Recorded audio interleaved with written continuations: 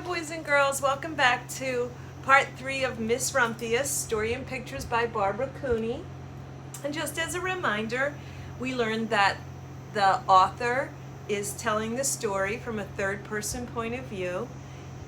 The person telling the story is the niece of Miss Alice Rumphius, who's our main character.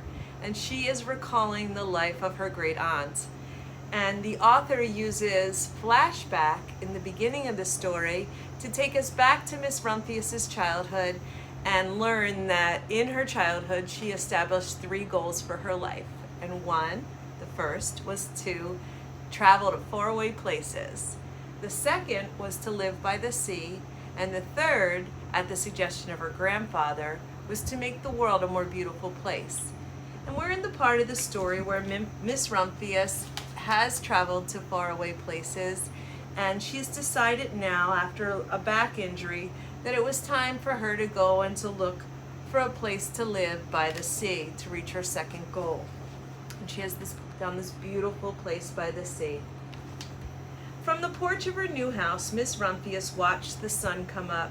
She watched it cross the heavens and sparkle on the water, and she saw it set in glory in the evening. She started a little garden among the rocks that surrounded her house, and she planted a few flower seeds in the stony ground. Miss Rumphius was almost perfectly happy. "But there's still one more thing I have to do," she said. "I have to do something to make the world more beautiful." "But what?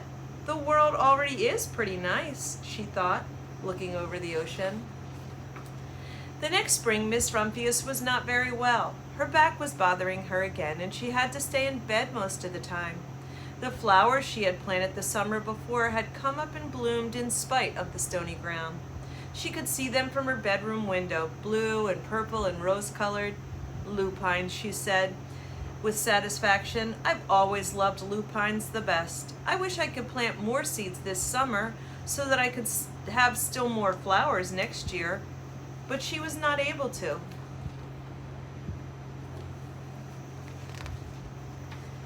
After a hard winter, spring came. Miss Rumphius was feeling much better. Now she could take walks again. One afternoon she started to go up and over the hill where she had not been in a long time. "I don't believe my eyes," she cried when she got to the top. For there, on the other side of the hill, was a large patch of blue and purple and rose-colored lupines.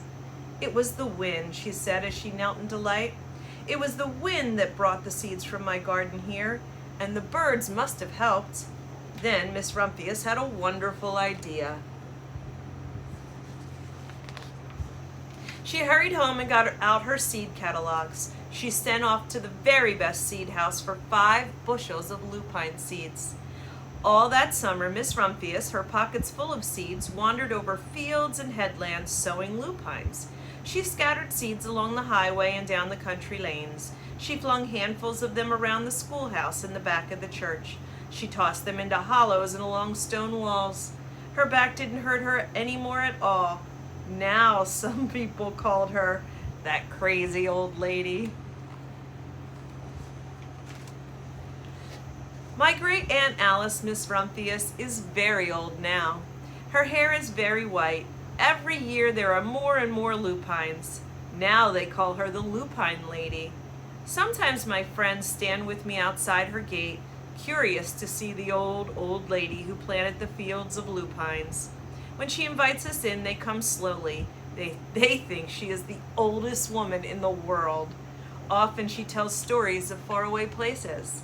When I grow up, I tell her, I too will go to faraway places and come home and live by the sea. "That is all very well, little Alice," says my aunt, "but there is a third thing you must do." "What is that?" I ask. "You must do something to make the world more beautiful." "All right," I say. But I do not know yet what that can be. The end. Boys and girls, I hope you enjoyed